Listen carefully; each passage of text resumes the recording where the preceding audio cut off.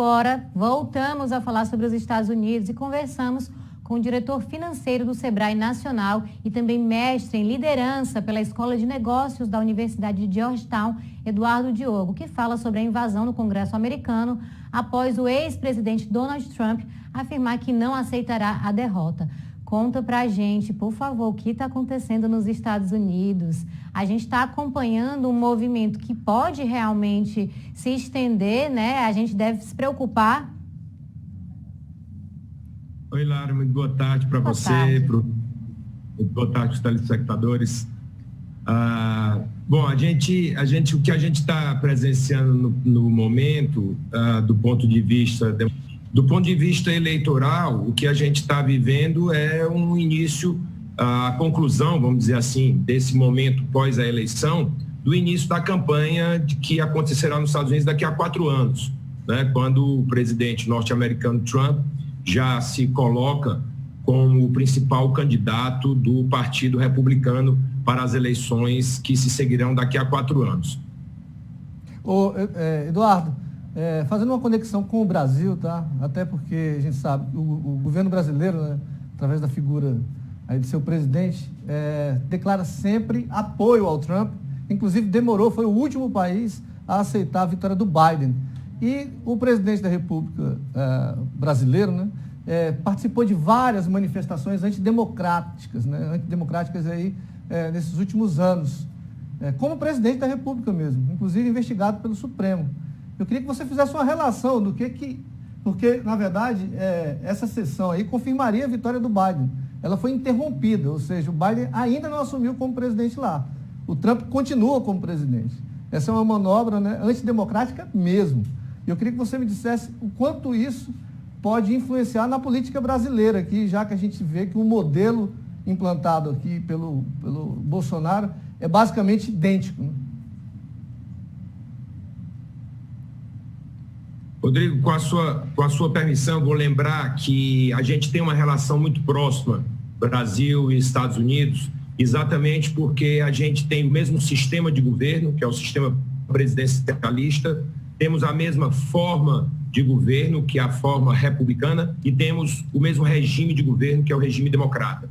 Então, obviamente, dos dois, vamos dizer, grandes modelos que o mundo é dividido, Westminster Model, que é o modelo ali do parlamentarismo britânico, e o modelo Washington Model, que é o modelo americano, nós, obviamente, seguimos o modelo americano. E também, obviamente, temos uma proximidade geográfica bem maior. Então, a gente tem que sempre ter isso em mente, temos uma proximidade muito grande. E é importante também a gente ter na cabeça que existe, do ponto de vista do processo eleitoral, uma diferença muito grande entre o modo com que os Estados Unidos elegem o seu presidente e o modo com que o Brasil elege o seu presidente. Né? Nós estamos no sistema, uma pessoa, um voto com o voto direto. E os Estados Unidos utilizam o que se chama do colégio eleitoral. E é importante a gente ter em mente que o colégio eleitoral não é como a gente imagina aqui no Brasil, como a gente teve naquela transição do período ditatorial, na redemocratização, como a gente teve ali um conjunto de pessoas que estavam reunidas num ambiente para escolher ali um presidente. Não, o colégio eleitoral nos Estados Unidos não é um local e uma reunião simplesmente. Ele é um grande processo. Ele é um processo que começa com a eleição geral, e ali na eleição geral são emitidos por todos os estados os certificados de verificação. Depois daquilo acontece a reunião dos eleitores, que é o que eles chamam de Meeting of Electors, que acontece de modo simultâneo nos 50 estados e no Distrito Federal, no caso Washington, D.C., ali essas reuniões conjuntas nas assembleias de todos os estados de Washington, D.C., as casas legislativas emitem o que se chama o certificado de voto. Esse certificado de voto é enviado para o Arquivo Nacional, que comanda todo esse processo do colégio eleitoral nos Estados Unidos, e aí vem essa reunião, que é esse encontro das duas casas conjuntas no dia 6 de janeiro, para o quê? Para que se possam contar os votos e se declarar os vencedores. Então, o que estaria acontecendo hoje, que foi abruptamente interrompido, é apenas mais uma etapa do processo do colégio eleitoral, mas é a etapa conclusiva antes da posse, porque o presidente do Congresso sentado na cadeira de vice-presidente americano, que lhe confere essa posição de presidente do Senado e, por conseguinte, do Congresso, ele comanda essa apuração e ele efetivamente declara os vencedores. E após essa declaração, aí está tudo pronto, o processo todo concluído para a posse que acontece nos dias 20 de janeiro, exatamente ao meio-dia. Pois então, Diogo, mas a gente sabe que isso aí é o modelo ideal, né? É o que deveria acontecer, mas foi interrompido. A pergunta que eu faço esse modelo, né, esse impacto, como é que ele pode chegar para a gente aqui, né? Dado que talvez seja a figura de maior influência aí do Bolsonaro. Eu acho que para a gente não vai ter muita influência pelas características específicas que a gente tem, Rodrigo, apesar de termos uma influência geral, uma proximidade geral com os Estados Unidos, porque são características de um processo eleitoral muito diferente. A gente já tem no próprio dia as urnas eletrônicas brasileiras, elas já ali credenciam o eleitor, aliás, credenciam o eleito, né? Seja em qualquer que seja a posição. Então, eu não acredito que a gente vá ter qualquer tipo de problema nesse sentido.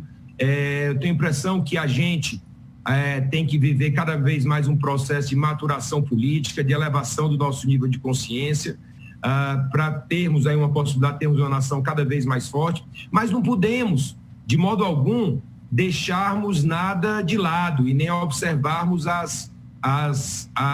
os sinais, né, para que a gente não pode, que nós não possamos nos surpreendermos, né, porque a gente sabe que o período mais dramático que vivemos no século passado e que foi mais sofrível do ponto de vista para toda a humanidade, que foi a Segunda Guerra Mundial, de 39 a 45, teve vários episódios, né, que se sucederam anteriormente, que foram deixando de lado, e foi ali a Alemanha nazista ocupando o território, né, anexa a região de Rhineland, depois invade a Áustria, depois invade a Tchecoslováquia, e aí todo mundo vai deixando para lá. Enfim, eu estou só pegando o absurdo que vivemos no século passado, para a gente não se acostumar com uma série de coisas, porque às vezes a democracia vai nos tentando a cada instante. A gente tem que ficar absolutamente alerta, porque até o dia de hoje a gente não conseguiu encontrar um regime melhor que pudesse aglutinar as nações mundo afora do que o regime democrático. Ô Eduardo, o Trump falou, né, deu uma declaração que espera que o Mike Pence, seu vice, faça aí o certo, né, que ele haja corretamente para que isso possa conferir a vitória a Trump, né?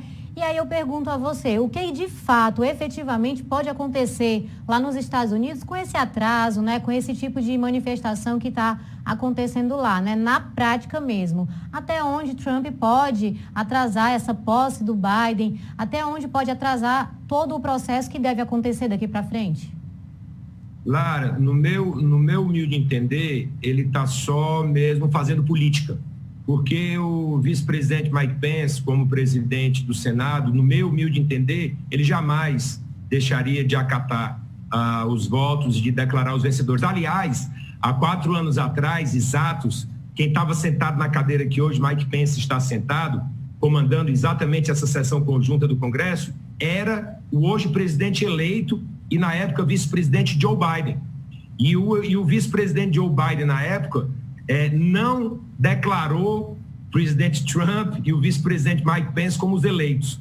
Ele conduziu a sessão com maestria, teve vários momentos em que foi tentado ser interrompido por políticos democratas, e ele conduziu de modo muito bem. No final, não declarou os vencedores, não os declarou eleitos, mas encerrou a sessão, e ao final veio com uma brincadeira que eu acho que ele soltou no microfone, foi pego no microfone, mas entendo eu que foi de modo proposital, ele deixou vazar. Quando ele encerrou a sessão, ele falou de modo jocoso e irônico, God save the Queen, se referindo ao próximo presidente, né, que tinha sido eleito ali. Mas enfim, só com as posições da vida não troca, né?